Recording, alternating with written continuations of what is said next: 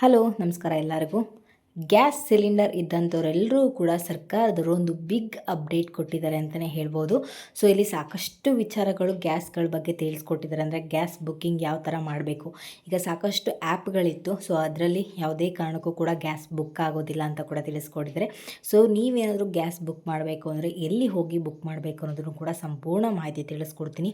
ಈ 3 ದಾರಿಗಳಲ್ಲಿ ಮಾತ್ರ, ಈ ಮಾರ್ಗದಲ್ಲಿ ಮಾತ್ರ ನೀವು ಗ್ಯಾಸ್ನ ಬುಕ್ ಮಾಡ್ಬೋದು ಅಂತ ತಿಳಿಸಿದ್ದಾರೆ. ಆ್ಯಂಡ್ ಗ್ಯಾಸ್ ಬುಕ್ ಮಾಡೋದಕ್ಕೂ ಕೂಡ ಕೆಲವೊಂದು ರೂಲ್ಸ್ಗಳನ್ನ ಸರ್ಕಾರದವರು ತಿಳಿಸಿದ್ದಾರೆ. ಸೊ ಆ ಒಂದು ರೂಲ್ಸ್ಗಳನ್ನ ಫಾಲೋ ಮಾಡಿದ್ರೆ ಮಾತ್ರ ನೀವು ಗ್ಯಾಸ್ನ ಅಂದರೆ ಸರ್ಕಾರದವರು ಗ್ಯಾಸ್ ಬುಕ್ಕಿಂಗ್ಗೆ ಅವಕಾಶ ಮಾಡಿಕೊಡ್ತಾರೆ. ಇಲ್ಲ ಅಂತಂದರೆ ನಿಮ್ಗೆ ಯಾವುದೇ ರೀತಿಯ ಎಷ್ಟೇ ಬುಕ್ ಮಾಡಿದ್ರು ಕೂಡ ಅದು ತೊಗೊಳ್ಳೋದಿಲ್ಲ ಅಂತ ಕೂಡ ಹೇಳ್ತಾ ಇದ್ದಾರೆ. ಆ್ಯಂಡ್ ನೀವು ಸಾಕಷ್ಟು ಮನೆಯಲ್ಲಿ ಸಿಂಗಲ್ ಕನೆಕ್ಷನ್ ಗ್ಯಾಸ್ ಕೂಡ ಇರುತ್ತೆ ಆ್ಯಂಡ್ ಡಬಲ್ ಕನೆಕ್ಷನ್ ಗ್ಯಾಸ್ ಕೂಡ ಇರುತ್ತೆ. ಸೊ ಅದ್ರ ಬಗ್ಗೆಯೂ ಕೂಡ ಕೆಲವೊಂದು ಮುಖ್ಯವಾದ ಮಾಹಿತಿಗಳನ್ನ ತಿಳಿಸ್ಕೊಟ್ಟಿದ್ದಾರೆ. ಇದೆಲ್ಲದನ್ನು ಕೂಡ ನಾನು ಸಂಪೂರ್ಣ ಮಾಹಿತಿ ನಾನು ಇವತ್ತಿನ ವಿಡಿಯೋದಲ್ಲಿ ತಿಳಿಸ್ಕೊಡ್ತೀನಿ. ಆ್ಯಂಡ್ ಇವತ್ತಿನ ವೀಡಿಯೋ ಬಂದುಬಿಟ್ಟು ತುಂಬಾ ಇಂಟ್ರೆಸ್ಟಿಂಗ್ ಆಗಿರೋದ್ರಿಂದ ಫ್ರಮ್ ಬಿಗಿನಿಂಗಿಂದ ಎಂಡ್ವರೆಗೂ ವಾಚ್ ಮಾಡಿ ಪೂರ್ತಿಯಾಗಿ ಇನ್ಫಾರ್ಮೇಷನ್ ತಿಳ್ಕೊಳ್ಳಿ. ಹಾಗೆ ಹೊಸದಾಗಿ ಯಾರೆಲ್ಲ ನನ್ನ ಚಾನಲ್ಗೆ ವಿಸಿಟ್ ಮಾಡ್ತಾ ಇದ್ದೀರಾ ದಯವಿಟ್ಟು ನನ್ನ ಚಾನಲ್ಗೆ ಸಬ್ಸ್ಕ್ರೈಬ್ ಆಗೋದನ್ನು ಮರಿಬೇಡಿ. ಹಾಗೆ ತಪ್ಪದೆ ಈ ಒಂದು ವೀಡಿಯೋಗೆ ಲೈಕ್ ಮಾಡಿ, ಶೇರ್ ಮಾಡಿ, ಕಮೆಂಟ್ ಮಾಡಿ. ಇನ್ನು ತಡ ಮಾಡದೆ ಇವತ್ತಿನ ವೀಡಿಯೋನ ಸ್ಟಾರ್ಟ್ ಮಾಡೋಣ. ಈಗ ಎಲ್ಲ ಕಡೆ ಗ್ಯಾಸ್ ಸಿಲಿಂಡರ್ ಸಮಸ್ಯೆಗಳಿಗೆ ಜಾಸ್ತಿ ಆಗಿಬಿಟ್ಟಿದೆ. ಸೊ ಎಲ್ಲ ಕಡೆ ನೋಡಿದ್ರೂ ಕೂಡ ಗ್ಯಾಸ್ ಕಂಪ್ನಿಗಳ ಮುಂದೆ ಸಾಕಷ್ಟು ಜನ ಸಿಲಿಂಡರ್ಗಳನ್ನ, ಖಾಲಿ ಸಿಲಿಂಡರ್ಗಳನ್ನ ಇಟ್ಕೊಂಡು ಲೈನಲ್ಲಿ ಕ್ಯೂ ಅಲ್ಲಿ ನಿಂತಿರ್ತಾರೆ. ಸೊ ಗ್ಯಾಸ್ ಸಮಸ್ಯೆ ಎಷ್ಟು ಇದೆ ಅಂದರೆ ಅದನ್ನು ಹೇಳೋಕ್ಕಾಗೋದಿಲ್ಲ. ಅಷ್ಟು ಗ್ಯಾಸ್ ಸಿಲಿಂಡರ್ ಸಮಸ್ಯೆಗಳು ನಮ್ಮ ರಾಜ್ಯದಲ್ಲಿ ಇವಾಗ ಕಾಡ್ತಾ ಇದೆ. ಸೊ ಇದು ನಮ್ಮ ರಾಜ್ಯದಲ್ಲಿ ಮಾತ್ರ ಅಲ್ಲ, ಎಲ್ಲ ನಮ್ಮ ದೇಶದಲ್ಲೇ ಕಾಡ್ತಾ ಇರೋವಂಥ ಒಂದು ದೊಡ್ಡ ಸಮಸ್ಯೆ ಅಂತಲೇ ಹೇಳ್ಬೋದು. ಸೊ ಅದಕ್ಕೆ ಸರ್ಕಾರದವರು ಕೂಡ ಇದ್ರ ಬಗ್ಗೆನೂ ಮುನ್ನೆಚ್ಚರಿಕೆ ತೊಗೋಬೇಕು. ಹಾಗೆ ಸಡನ್ನಾಗಿ ಈ ಥರ ಎಲ್ಲ ಮಾಡೋದಕ್ಕಾಗಲ್ಲ. ಸಡನ್ನಾಗಿ ಅವ್ರಿಗೂ ಕೂಡ ನಿಲ್ಲಿಸಿದ್ರೆ ಈಗ ಸಿಟಿಲಿ ಇರೋವಂಥವ್ರಿಗೆಲ್ಲ ಎಲ್ಲಿ ಅಡುಗೆ ಮಾಡ್ಕೊಳಕ್ಕಾಗತ್ತೆ, ಎಲ್ಲಿ ಊಟ ಮಾಡ್ಕೊಳ್ಳೋದಕ್ಕಾಗತ್ತೆ. ಸೊ ಇದ್ರ ಬಗ್ಗೆನೂ ಕೂಡ ಸಾಕಷ್ಟು ಜನ ಅಂದರೆ ಸರ್ಕಾರದವರು ಕೂಡ ಕೆಲವೊಂದು ಮುನ್ನೆಚ್ಚರಿಕೆಗಳನ್ನ ತೊಗೊಂಡಿದ್ದಾರೆ. ಅಂದರೆ ಕೆಲವೊಂದು ಅಪ್ಡೇಟ್ಗಳನ್ನ ತಿಳಿಸ್ತಾ ಇದ್ದಾರೆ ಅಂತಲೇ ತಿಳಿಸ್ತಾ ಇದ್ದಾರೆ. ಆ್ಯಂಡ್ ಈಗ ಗ್ಯಾಸ್ ಬುಕ್ ಮಾಡೋದಕ್ಕೆ ಸಾಕಷ್ಟು ಆ್ಯಪ್ಗಳಿದ್ವು. ಸೊ ಅದರಲ್ಲಿ ಇವಾಗ ನೀವು ಯಾವುದೇ ಕಾರಣಕ್ಕೂ ಕೂಡ ಗ್ಯಾಸ್ನ ಬುಕ್ ಮಾಡೋದಕ್ಕಾಗಲ್ಲ ಅಂತ ಇಲ್ಲಿ ತಿಳಿಸ್ತಾ ಇದ್ದಾರೆ. ಈ 3 ದಾರಿಗಳಲ್ಲಿ ಮಾತ್ರ ನೀವು ಗ್ಯಾಸ್ನ ಬುಕ್ ಮಾಡ್ಬೋದು ಅಂತ ಕೂಡ ತಿಳಿಸ್ತಾ ಇದ್ದಾರೆ. ಇದ್ರ ಬಗ್ಗೆನೂ ಕೂಡ ಸಂಪೂರ್ಣ ಮಾಹಿತಿ ನಾನು ತಿಳಿಸ್ಕೊಡ್ತೀನಿ. ಆ್ಯಂಡ್ ಮೊದಲನೇದಾಗಿ ಏನೆಲ್ಲ ರೂಲ್ಸ್ಗಳನ್ನ ಫಾಲೋ ಮಾಡಬೇಕು ಅಂತ ಹೇಳಿ ಮೊದಲನೇದಾಗಿ ನೋಡೋಣ.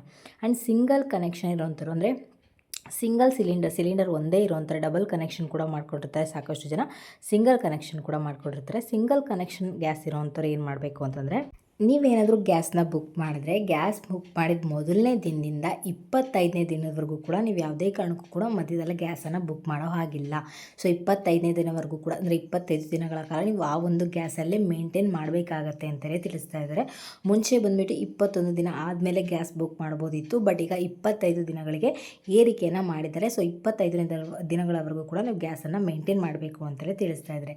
ಆ್ಯಂಡ್ ಡಬಲ್ ಕನೆಕ್ಷನ್ ಇರೋವಂಥವ್ರು ಬಂದುಬಿಟ್ಟು ಗ್ಯಾಸ್ ಬುಕ್ ಮಾಡಿದ ದಿನದಿಂದ 35 ದಿನದವರೆಗೂ ಕೂಡ ನೀವು ಗ್ಯಾಸ್ನ ಬುಕ್ ಮಾಡೋ ಹಾಗಿಲ್ಲ ಅಂತ ಹೇಳಿ ತಿಳಿಸ್ತಾ ಇದ್ದಾರೆ.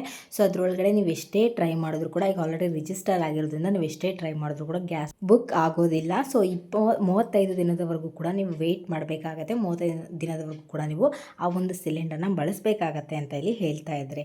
ಆ್ಯಂಡ್ 3ನೇ ಪಾಯಿಂಟ್ ಬಂದುಬಿಟ್ಟು 5 kg ಸಿಲಿಂಡರ್ ಬಳಕೆದಾರರು ಯಾರಿರ್ತಾರೆ ಅಂಥವ್ರಿಗೆ ಇಲ್ಲಿ ಬುಕ್ ಮಾಡಿದ ದಿನದಿಂದ 16ನೇ ದಿನದವರೆಗೂ ಕೂಡ ನೀವು ಮತ್ತೆ ಗ್ಯಾಸ್ ಬುಕ್ ಮಾಡೋದಕ್ಕಾಗೋದಿಲ್ಲ ಅಂತ ಇಲ್ಲಿ ಹೇಳ್ತಾ ಇದ್ದಾರೆ. ಮುಂಚೆ ಬಂದುಬಿಟ್ಟು 9ನೇ ದಿನಕ್ಕೆ ನೀವು ಬುಕ್ ಮಾಡ್ಬೋದಿತ್ತು, ಆದರೆ ಈಗ 16 ದಿನಕ್ಕೆ ಏರಿಕೆ ಮಾಡಿದ್ದಾರೆ ಅಂತ ಇಲ್ಲಿ ತಿಳಿಸ್ತಾ ಇದ್ದಾರೆ. ಸೊ ಈ 3 ರೂಲ್ಸ್ಗಳನ್ನ ನೀವು ಕಡ್ಡಾಯವಾಗಿ ಫಾಲೋ ಮಾಡಲೇಬೇಕು. ಇಲ್ಲ ಅಂತಂದರೆ ನೀವು ಎಷ್ಟೇ ಬುಕ್ ಮಾಡಿದ್ರೂ ಕೂಡ ಸರ್ಕಾರದವರು ಆ ಒಂದು ಬುಕ್ಕಿಂಗ್ನ ತಗೊಳ್ಳೋದಿಲ್ಲ ಅಂತ ಹೇಳ್ತಾ ಇದ್ದಾರೆ. ಆ್ಯಂಡ್ ನಿಮ್ಮಲ್ಲಿ ಇದ್ರ ಬಗ್ಗೆ ಅಂದರೆ ಗ್ಯಾಸ್ ಸಿಲಿಂಡರಲ್ಲಿ ಈ ಥರ 3 ಹೇಳಿದೆ. ಆ್ಯಂಡ್ ಇದ್ರ ಬಗ್ಗೆ ಏನಾದರೂ ಹೆಚ್ಚಿನ ಮಾಹಿತಿ ಬೇಕು ಅಂದರೆ ಕಮೆಂಟ್ ಸೆಕ್ಷನಲ್ಲಿ ತಿಳಿಸಿ. ಖಂಡಿತವಾಗ್ಲೂ ಕೂಡ ನಾನು ಮುಂದಿನ ವಿಡಿಯೋದಲ್ಲಿ ತಿಳಿಸ್ಕೊಡ್ತೀನಿ. ಆ್ಯಂಡ್ ಈಗ ಕೆಲವೊಂದು ಆ್ಯಪ್ಗಳಲ್ಲಿ ಗ್ಯಾಸ್ ಬುಕ್ಕಿಂಗ್ ಆಗ್ತಿದೆ. ಈಗ ಯಾವ ಥರ ಗ್ಯಾಸ್ ಬುಕ್ ಮಾಡೋದು ಅಂತೇಳಿ ತಿಳಿಸ್ಕೊಡ್ತೀನಿ. ಮುಂಚೆ ಎಲ್ಲ ಏನು ಮಾಡ್ತಿದ್ರು ಅಂದರೆ ಫೋನ್ಪೇಲಿ, ಗೂಗಲ್ ಪೇಲಿ, HP ಆಯಿಲ್ ಪೇಲಿ ಅಥವಾ ಇಂಡಿಯನ್ ಆಯಿಲ್ ಪೇಲಿ, ಆಮೇಲೆ ಅಮೆಝಾನ್ ಪೇಲಿ, ಸೊ ಸಾಕಷ್ಟು ಆ್ಯಪ್ಗಳಿದ್ವು. ಸೊ ಎಲ್ಲ ಆ್ಯಪ್ಗಳಲ್ಲೂ ಕೂಡ ಬುಕ್ ಮಾಡ್ತಾಯಿದ್ರು. ಬಟ್ ಈಗ ನೀವೇನಾದರೂ ಆ ಥರ ಆ್ಯಪ್ಗಳಿಂದ ಬುಕ್ ಮಾಡೋದಕ್ಕೆ ಹೋದರೆ ನಿಮ್ಮ ಹಣ ಕಟ್ಟಾಗತ್ತೆ ಅಂತ ಹೇಳ್ತಾ ಇದ್ದಾರೆ. ಮತ್ತು ಯಾವುದೇ ಕಾರಣಕ್ಕೂ ಕೂಡ ಹಿಂದಿರುಗಿಸಲ್ಲ ಅಂತ ಕೂಡ ಹೇಳ್ತಾ ಇದ್ದಾರೆ. ಸೊ ಯಾವುದೇ ಕಾರಣಕ್ಕೂ ಕೂಡ ಅದರಲ್ಲಿ ಹೋಗ್ಬಿಟ್ಟು ಬುಕ್ಕನ್ನು ಮಾಡಬೇಡಿ ಅಂತ ತಿಳಿಸ್ತಾ ಇದ್ದಾರೆ. ಆ್ಯಂಡ್ ಈಗ ಇದು ಯಾವುದೂ ಕೂಡ ವರ್ಕ್ ಆಗ್ತಲ್ಲ, ಆದರೆ ಸರ್ಕಾರದವರು ಈ 3 ಮಾರ್ಗಗಳನ್ನ ಸೂಚಿಸ್ತಿದ್ದಾರೆ.